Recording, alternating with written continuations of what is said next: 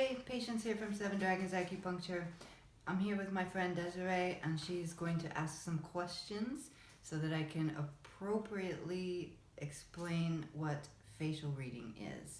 I realized the other day I had some people who asked me, and I don't think I quite explained the importance or whatever, so she's going to help me with that. All right. Nice that I get the opportunity to ask you some questions. Thank you for helping me. So, how is actually a face reading done? The face reading that I do with pulse diagnosis also, which in Chinese medicine you have 3 different pulses on each of your wrists, and those are tied to the different organ systems in your body. In the face, you also have different regions on your face and in your ears and on your hands that are also attached to those same organ systems. So by reading the lines or the structure of your face, your ears, your hands, you can actually see what is going on based on the organ system that they are kopplat till. Now I go to the Swedish again. Yeah. But so we look for anything that's different. We look for lines, we look for wrinkles, we look for markings, we look at the structure, but we also look for color differentiations and the quality of the hair. There's so many different things to look at, and you also have to remember that everything affects everything else. So you can't just look at one structure and say, this person is like this, because everything affects everything else. And you also have free will. So you could notice something about yourself at an early age and really work on bringing out the other side of that quality. So it's a little trickier, but once you get the hang of it, and especially with the pulse correlation, you can really see and learn a lot about a person. So could you say that some structural elements are more the things that you kind of were born with, and then you can see the wear and tear basically that make you the person who you are through the environment? Yeah, and I'm glad that you said that, because it's actually a good example to give you. Like people with really wide and square jaws usually have, it usually means that they're very strong and they know what they want. But if you have a square jaw and then a little line here, this is what we call in Chinese medicine the suspended sword or suspended needle, depending on how deep it is. And that's usually something that indicates that at some point in time you were very much excited about something, and you expressed that to someone that you really cared deeply for, and they kind of crushed that idea. And that made that person draw back. And that could be in association with the square. So you have this quality, but because of something that happened to you emotionally, you are not that strong person anymore.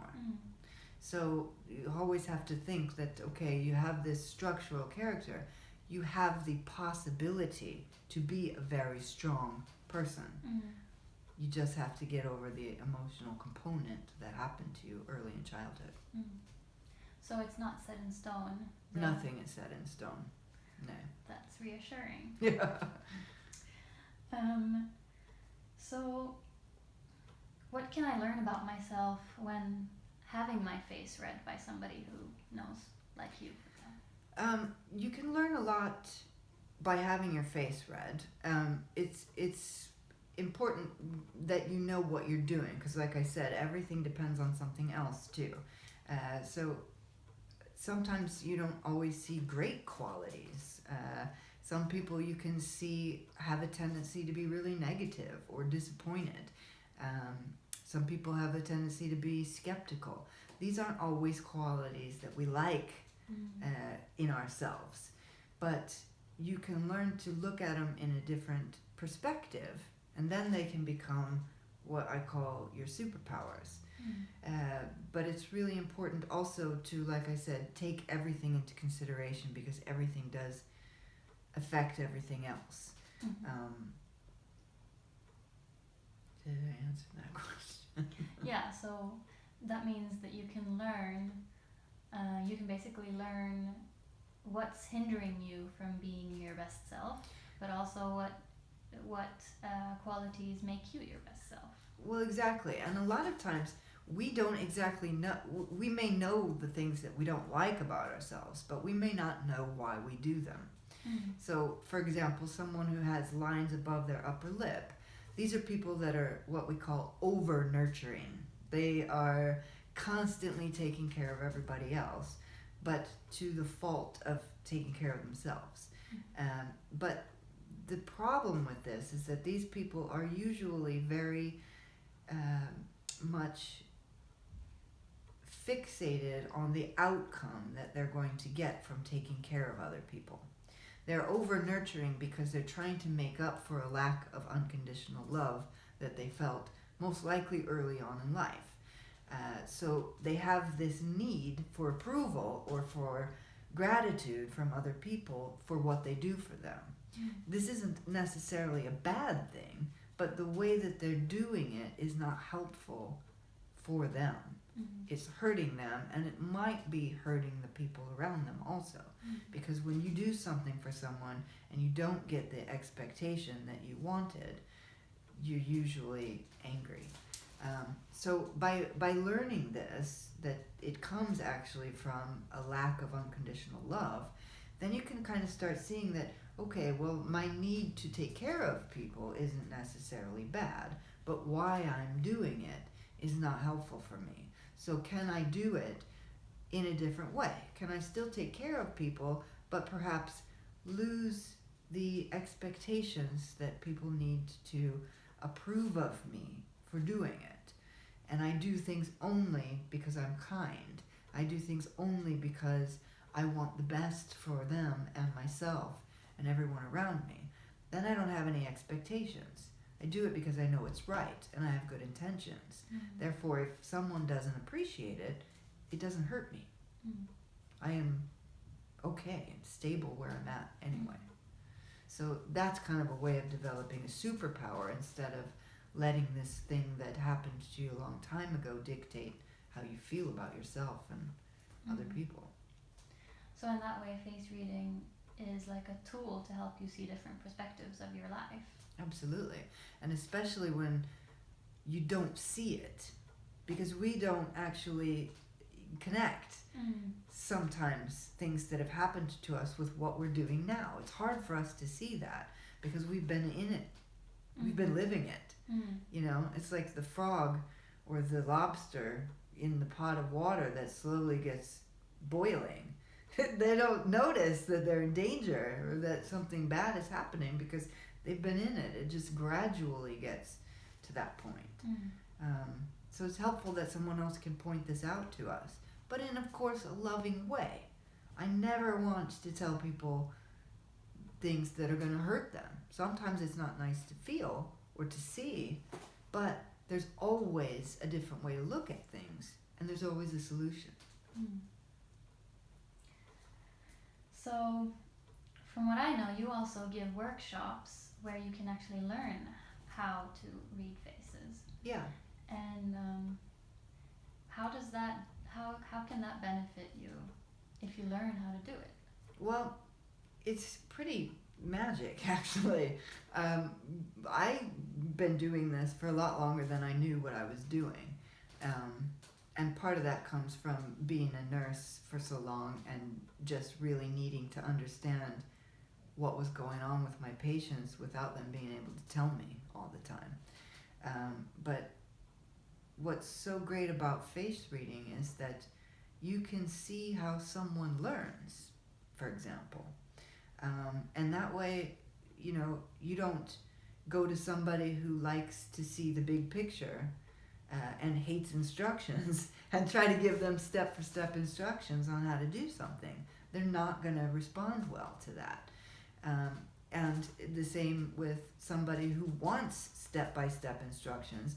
you don't want to go to that person and give them this big abstract picture of what you want, because they're not going to be able to understand that. They really need some structure.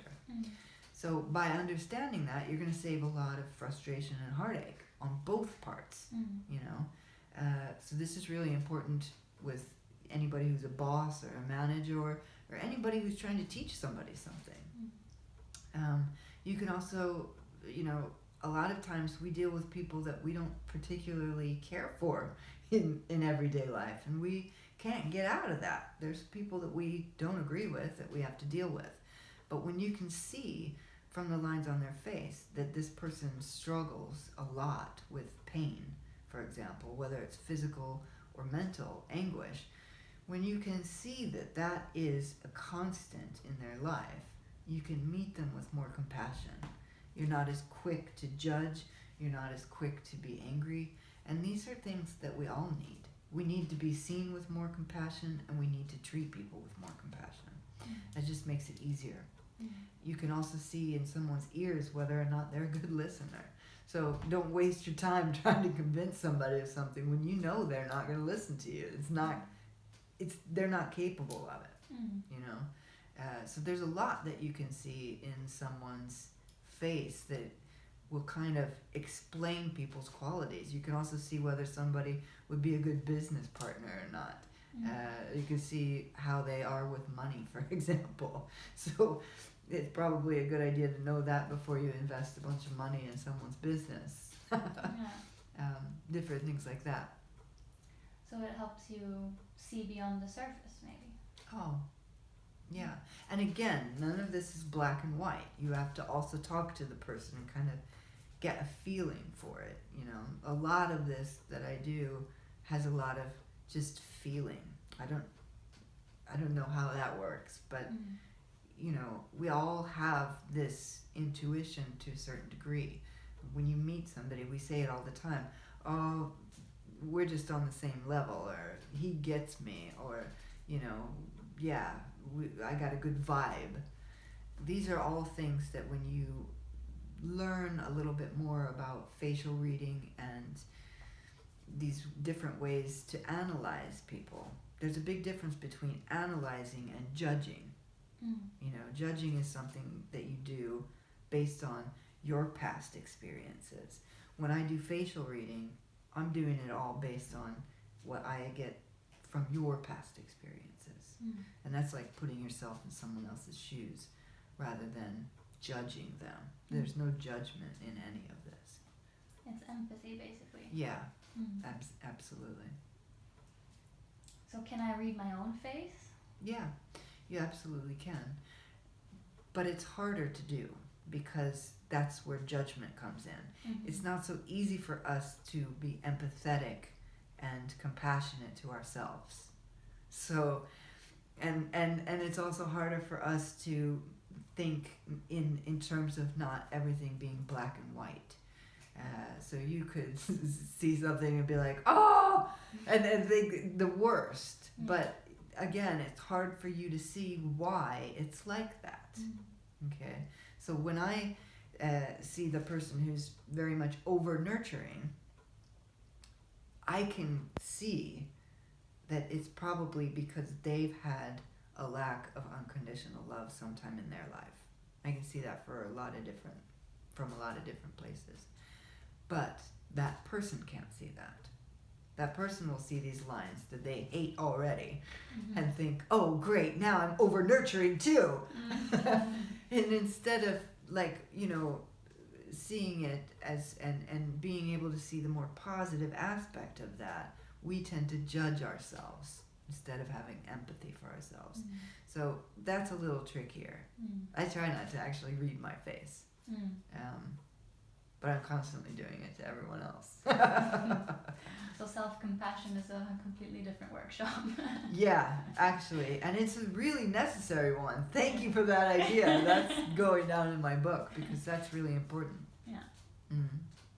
But sometimes we need help to be able to see things in a different perspective. So that was all I had for you for now. And I think that actually explained it quite well. because really what I wanted to get across was that there are always reasons that we react the way that we do to the outside world, but nothing is ever written in stone. Mm. So join me for a workshop. You can find it on my website, or you can also book a facial reading directly with me. And I hope that you got a little bit of information from this video. Thanks.